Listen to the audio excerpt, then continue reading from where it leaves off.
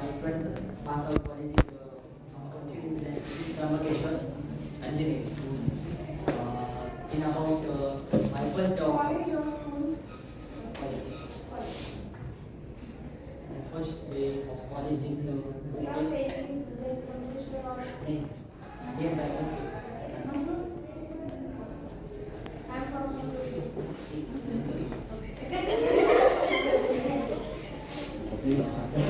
पहिला दिवस कॉलेजचा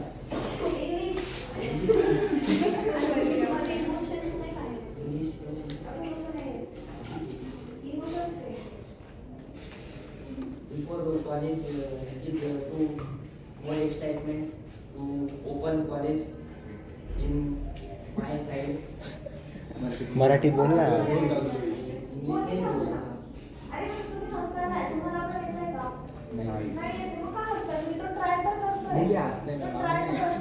म्हणजे काय माझी इंग्लिश चांगली म्हणजे मराठी चांगली पण इंग्लिश नाही आवडत. पहिला दिवस कॉलेजचा तर खूप एक्साइटमेंट होती नाही का की आपण इतके महिने घरी बसलेलो आहे आपण तर जायचं न्यू टीचर्स भेटतील न्यू फ्रेंड्स भेटतील तर कसं काय काय करायचं कसं बोलायचं तर आलो फर्स्ट डे कॉलेज कॅम्पस वगैरे आवडला मग सगळीकडे फिरून आलो कसं काय कसं आहे कोणता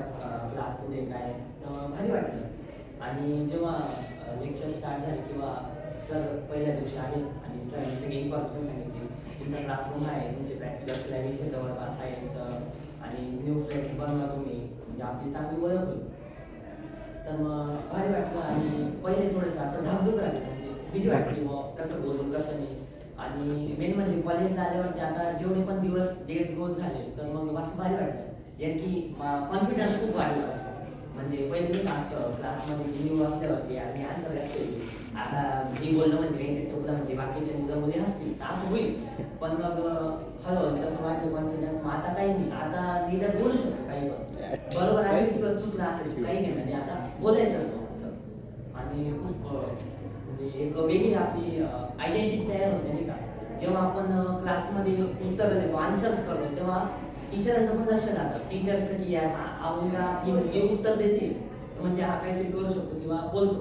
जे आहे आणि आपला परफॉर्मन्स पण मॅटर करतो आणि आपले इंटरॅक्शन टीचर्ससोबत असतो किंवा फ्रेंड्स मित्र असतो किंवा ऑदर असतो तर भारी होतं आणि इन अबाउट प्रॅक्टिकल तर ते पण नवीन नवीन होतं यार कसं मला तर जमत नाही यार असं पण बाकीचे मित्र होते एक दोन प्रॅक्टिकलला थोडंसं वाटलं पण नंतर हळूहळू मजा यायला लागली भारी वाटलं आणि एक ना असं वाटलं की आपण एक वेगळ्या प्रोफेशनमध्ये आलेलो आहे आणि एकदम लईच भारी म्हणजे असं वाटतं यार की खरंच आपण ना एकदम बेस्ट फील्ड निवडलेली म्हणजे जे होईल ते पुढे होईल पण मग भारी की शिकण्यात तो आनंद येतो मुलांना भारी वाटतं केल्यासारखं तरी वाटायला पाहिजे असं आणि वॉट सो एव्हर की 11-12 पर्यंत तर सगळेच शिकतात पण मग त्याच्या पुढे की बेटर ऑप्शन चॉईस केली बघ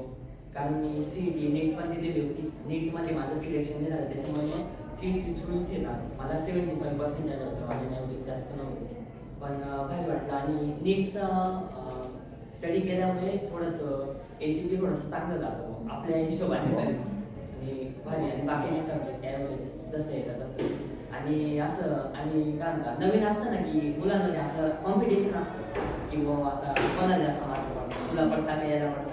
तर थोडीशी असं कॉम्पिटिशन राहतं आणि भारी वाटतं की बाबा यार नाही आपण करू शकतो आणि असं जेव्हा स्टेज डेअरिंग बोलतो तेव्हा आपल्याला माहित नसतं की आपण काही पण बोलून जातो पहिल्या दिवशी नाही का की बाबा आणि जेव्हा बोलतो आपण बोलून झालं तर आपल्याला यार आपण किती भारी बोलू शकतो